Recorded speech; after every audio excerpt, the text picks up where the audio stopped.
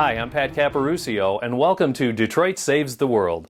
For those of us too young to remember, Detroit was known as the arsenal of democracy during World War II for Detroit's manufacturing and engineering skills during the war. Without the production of planes, tanks, and all types of motorized vehicles, there's a good chance that we would now be speaking Japanese, German, or even Russian. For those of us who do remember things that happened in Detroit, there was Motown, there was the creation of the Wall of Sound, and the most popular musical acts of the 60s and 70s. After the war, unemployment was low and houses were filled with bustling and prosperous families. You can believe if we were called upon again to save the world, we would be ready for the task at hand. For one, we have the largest amount of vacant land of any major city in the U.S. A survey found that about 1/3 of residential lots are vacant or contain abandoned homes. This amount could be higher as researchers from the University of Michigan refuse to leave their locked cars. Now that's efficiency in action. Their analysis of about 343,849 residential parcels found that about 64% contained occupied housing, nearly 10% had vacant homes, and more than 26% were empty lots.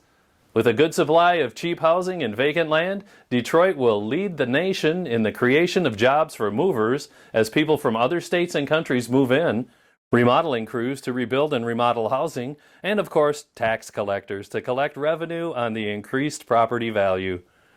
Farmers will be moving in to cultivate and plant a new set of crops like corn, asparagus, and wheat in the many vacant lots and abandoned factory yards.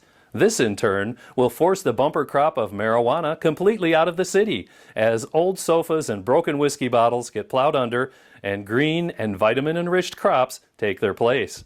Liquor stores, alcoholics, drug pushers, and ex-city council people will relocate to the safety of Warren or other surrounding suburbs.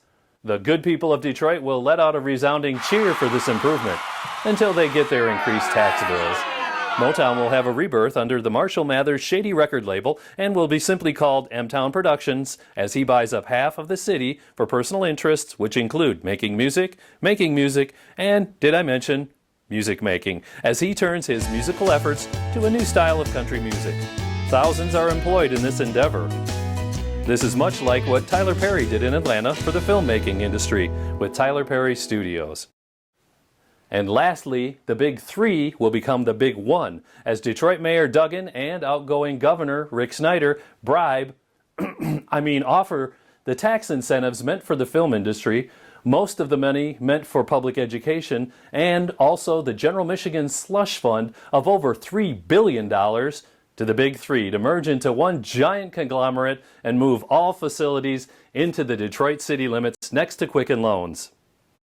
The Italians from Fiat were not amused and were finally convinced to sell their share of Chrysler by the ever-sexy Sophia Loren and a lifetime supply of sausage and pepperoni for all executives.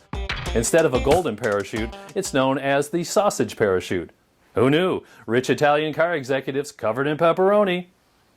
As other large cities across the world develop these philosophies, we will see an increase in music, a decrease in film production, and less educated children, plus national companies that control their industries and enjoy political favoritism.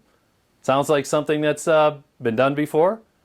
I'm Pat Caporuscio. Stay tuned for the next installment of How Detroit Saves the World.